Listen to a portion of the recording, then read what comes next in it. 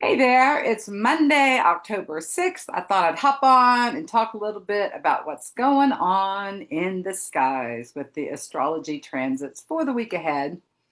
Right now, today, the sun is at 13 degrees of Libra. Libra is ruled by Venus. It's all about relationships, issues of justice and fairness. Venus is the ruler of Libra, so we can find our minds and thoughts and energy focused on Venusian things, the relationships in our life, the women in our life, arts, beauty, also money and finances, and justice and fairness, being that Libra is the scales of justice. Tonight we'll have a full moon. The full moon always happens when the moon is opposite the sun. So the moon will be full in Aries at 14 degrees. That will be exact at 10:47 p.m. Austin, Texas time. That's Central Time. So full moons in any sign can bring out what we're holding emotionally. The moon in an astrology chart represents your inner emotional state, your intuition. A moon in Aries can be impulsive, it can be courageous, it can be intensive, it can be pioneering. Full moons are about releasing, letting things go. Aries is ruled by Mars, the god of war. So an Aries full moon can bring up intense, strong emotions, anger, resentment, unresolved issues when it comes to relationships, the opposite sign across from the zodiac, from Aries. So any full moon in any sign can bring out the lunatic in people, but an Aries full moon can be extra supercharged. And we've been feeling this for a couple days. We can always feel all transits before they're exact, after they're exact. So there's been this intense energy that's been building. A full moon is about releasing, letting things go, things coming to fruition, culmination. There could very well be some relationships that are ending around this full moon. Of course, we went through two eclipses recently, too, so we're still feeling the aftermath of the last eclipse. The last lunation cycle was a new moon at the last degree of Virgo, which was a solar eclipse. So this is the first full moon after the eclipse. So it can still feel super intensive. Be careful when you're out and about in the world. Folks with unresolved anger issues, sidestep them, move away from the fire that they can create. That's the best advice. But this is also a great time to release and let go of something that you're holding on to, particularly when it comes to relationships. Also, the areas that Aries rule. Aries is about your sense of self. Aries can be impulsive, it can be rash, it can be courageous. Aries is the first house in the zodiac, so it represents that sense of who we are, our vitality, our personality. So, is there something you need to let go that's negative when it comes to how you view yourself? Maybe some low self esteem, some feeling like you can't really accomplish your dreams or your goals. And Aries is the pioneer, it goes where other people don't go. So there could be new insights coming in. Full moons are revealing, they're shining the light on something that maybe you haven't seen before internally. So it's always a great time to reflect around a full moon and what are you being guided to do? The moon in a birth chart or the transiting moon represents our intuition, our inner emotional world. So there's some light that is being shined. If you're paying attention, you can get some really important messages around this Aries full moon. Also this evening at 11:40, oh no, that was this morning at 11:40, Mercury moved into Scorpio. Now it's been moving through Libra, so we had extra double focus on issues of relationship, beauty and the arts, women in our lives, justice and fairness, our financial issues. Now, Mercury has moved into the sign of Scorpio. Scorpio is the deep, dark waters. It is where we dive deeply within our own psyche. We go into therapy, we explore things. And Scorpio has three different totems. Most people are aware of the scorpion, right? That hides under rocks and has a powerful stinger, will come out strong if they've been hurt and retaliate. So there is that energy with the Scorpio.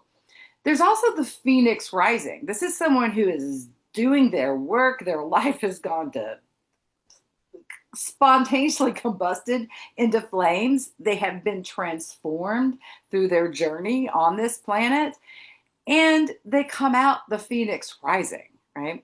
And the third totem for Scorpio is the eagle that's flying above it all, that has this perspective to pull away from the 3D reality and see things from a higher spiritual perspective. So we have Mars moving through Scorpio, and Mars represents how we take action and put energy into things. So Mars and Scorpio can make us want to go internally. And again, since Mars is the god of war, we could feel like we're imploding internally. And then Mercury now moving in, our thoughts and our communications with others go deeper. That's one of the things that you may find you're having these deep level conversations with others this week, or deep thoughts you're writing in your journal, or you're having super deep dreams or super deep insights. I mean, that's a positive thing that's going on. But again, with this full moon tonight and Mars being in Scorpio, there is just this intensity that's in the air. Another thing that's bringing out just general intensity, I've definitely had people going, what the F is going on?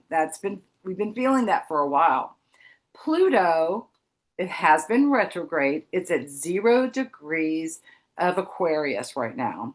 It will station to go direct next Monday, a week from today.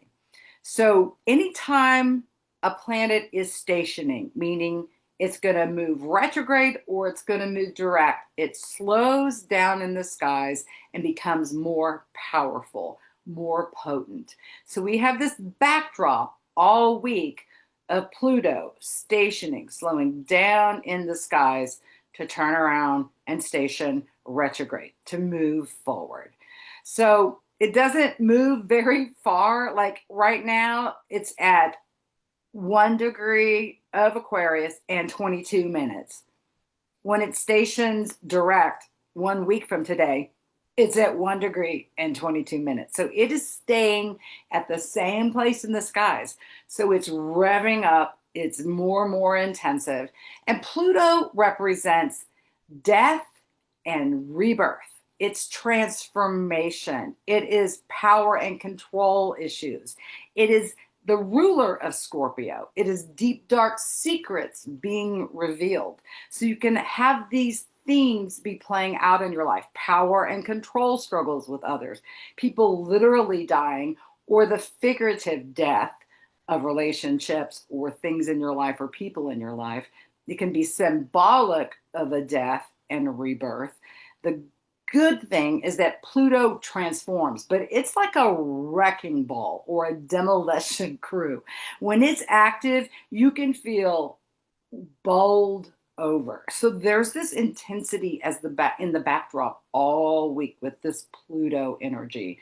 And it's wanting us to do our inner work, to do that transformational work, to wake up and to become conscious, to connect with your higher self and do whatever work is in the way of blocking that, because everyone is psychic. We all have an engaged, whole, intact higher self, divine self, Buddha nature, Christ self, whatever you want to call it. The intuition that everyone also possesses is the voice of that higher self. Now, what blocks your ability to connect with your own intuition? It's your mind, everything you've been programmed and taught, your emotional body. If your emotions are up, that can block external events and people. These things can all block our ability to listen to and hear our own intuition. A full moon is great for getting in touch with your intuition and what you're feeling guided to do. And you don't have to figure out the whole big picture. All you have to do is get guidance for this one day. What today do I feel guided to do? I would invite you to ask that question to yourself and then sit with that and see what comes back to you, right? You have to sit still, maybe go for a walk in the woods, maybe stare into a candle or a campfire and just quiet the mind and the emotional body to get that response. So anyway, that's a powerful energy going on all week long. Full moon tonight we'll be feeling for a couple days. Like I said, we've been feeling for a couple days already. Then tomorrow on Tuesday in the morning at 9:40 a.m., we have a square between Mercury and Pluto. Again, another active energy with Pluto that's stationing. Mercury represents our thinking, our communication with others, short-term travel, all our technology, phones, computers. Um, and a square is a contentious, it's the most difficult aspect in astrology. And Pluto, it's, a square with Pluto, who gets the upper hand? Pluto does. So if you're surrendered to being willing to transform your thinking, your connections with others, you can utilize the positive aspects of this transit. Otherwise, you can get into easy to get into fights and arguments with people. Again, especially because we're coming off the full moon, so people are still riled up. The moon will still be moving through Aries tomorrow when we have this square. So again, there can be this real volatile energy. So listen to your intuition when it comes to being out in the world. If you get a strong hit, you don't go outside today. Maybe you postpone the trip to the grocery store to the following day.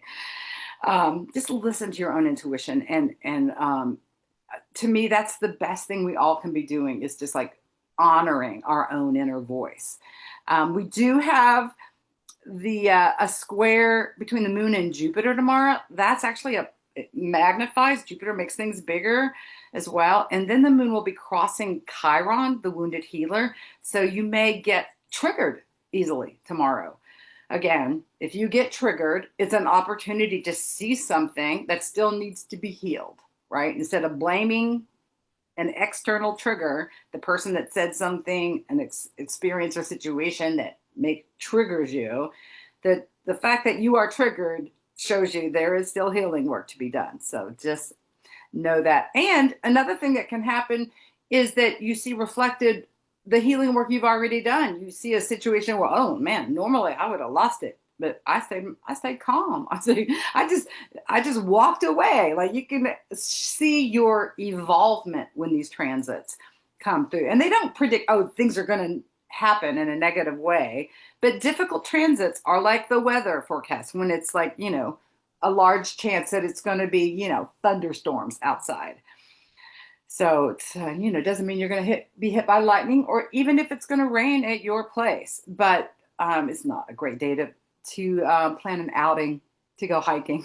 Like, so on Wednesday, at just after midnight, 12:12 a.m., the moon will move into Taurus. This will help to ground us.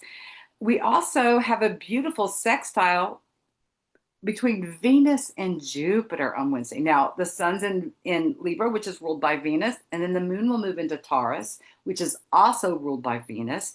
So Venus is the queen on Wednesday. It's all about love. It's all about relationships. It's all about the beautiful goddesses, the women that are in your lives. It's a great day to do art, do anything creative. It could be a great day to make a financial investment with all this energy. And Jupiter brings good luck and benefits. These are the two benefics, what we call them in astrology, in a sweet conversation with each other. Venus and Jupiter, or just like kissing on each other. So this is a beautiful day. Wednesday is a really, really, really lovely day. And then carry that energy into Thursday as the moon continues moving through Taurus. We have the moon sextiling the north node, trining the south node. That's highlighting what we're supposed to be learning right now and what we're supposed to be letting go of. It will sextile Jupiter, again, a sweet kiss when it comes to intuition and honoring your own feelings. The moon will trine Venus, again, lovely, lovely, lovely, and then it'll sextile Saturn. So Wednesday and Thursdays are like just really sweet kisses and just great days to love on yourself, to nurture yourself, to do lots of great self-care. I mean, I think it's any day is a great day to do self-care. This could be a really lovely day when it comes to relationships. On Friday, the moon moves into Gemini. Again, just after midnight, this time at 12:11. This can have us be more busy, more social, more activities, more things to do, more time on the computer, more time on social media. The moon will conjunct Uranus that day, which can bring in like shocks and surprises. It can be positive surprises. And it will also trine Pluto again, which is stationing. So, again, strong, powerful intuition around how to do transformative things in your life, people in your life that are showing up with power and control issues that you need to avoid, empowering yourself. On Saturday, Venus is opposite Saturn. So Saturn puts the kibosh on things. It says, no, nope, can't do it. It's where you set the boundaries. So there could be, again, some boundaries you're setting around relationships or around money and finances, around how you're taking care of yourself. As it's a boundary day. And between Venus and Saturn, it's a tug of war, and opposition is like a tug of war. And Saturn wins. Even though Saturn's retrograde, setting up boundaries, being clear about what is good, what is not good. And Venus is like, oh, but I want to do this. And Saturn goes, nope, no, it's not to be good for you. The moon through Gemini will also sextile Chiron, square Saturn, and square Venus. So, Saturday can be a little bit challenging day. If you're going to have important conversations this week, do that on Wednesday or Thursday. Like Saturday, you may have to like pull away from the world. The boundaries you may need to be setting is with yourself. All right, I'm just going to stay home. Just going to like nurture myself. On Sunday, the moon moves into Cancer overnight at 1:37 a.m. A Cancer moon can make us more emotionally sensitive, more intuitively sensitive. It can bring up childhood feelings and emotions, the feelings we have connected to mother or home, our primal emotions. Jupiter is in Cancer, so Jupiter's already been doing that for a while. So you may find, well, yeah, that's my daily. The moon will also form a trine to Mercury that day. So there could be some really sensitive, sweet conversations going on or intuitive connections on Sunday. And then on Monday, we have Venus moving into Libra, the one of the signs it rules, which is like, oh, coming home. That happens at 4:18 p.m. That's a lovely shift. Venus in its home sign. Again, the sun's already there, so it's like, come on, let's hang. Highlighting relationships even more. Then at 8:15, Venus is opposing Neptune, so there could be some strong psychic hits about relationships coming through, messages, also like dissolving of ideals and like getting things. Neptune can bring clarity through psychic and spiritual awareness. It could also bring illusion, delusion, the two sides of Neptune, which rule Pisces, right? Pisces is the two fish. So this opposition with Venus could highlight the positives of like, oh, I have a very beautiful spiritual psychic connection with someone. Or it could be like, oh, I can't even see clearly. I just want to check out. I want to just like watch videos all day. It could show up in one of two ways. And then at 9:52 p.m. next Monday, the 13th, Pluto stations direct. So I'm expecting a lot of powerful power struggles, transformative events happening personally, globally over this next week. As always, make sure you take the time to create the space and energy to just center, breathe, chant, meditate, take a walk in the woods, soak in the tub, do what you do to connect with your own intuition and your own higher self, right? I will never stop talking about how important it is to access your own inner voice and to let it lead the way. Our intuition is our internal GPS system. And when we listen to our intuition and follow its direction, we're on the best path for our life. Things flow, there's a synchronicity, there's confirmation that you get from the universe, And when you're off track, you feel that. When you're not listening to your intuition, you're going on what you think you should do or what other people told you should do, or you're just checking out completely, you're going to hit the potholes, the brick walls, the red lights. So if your life is flowing and there's a beautiful ease and flow going on, even though there could be difficulties, but you just feel the universe giving you these little winks, you're on the right path. If you get the rough stuff, you're off in some way. Stop, breathe deeply, recenter, and move forward. Peace.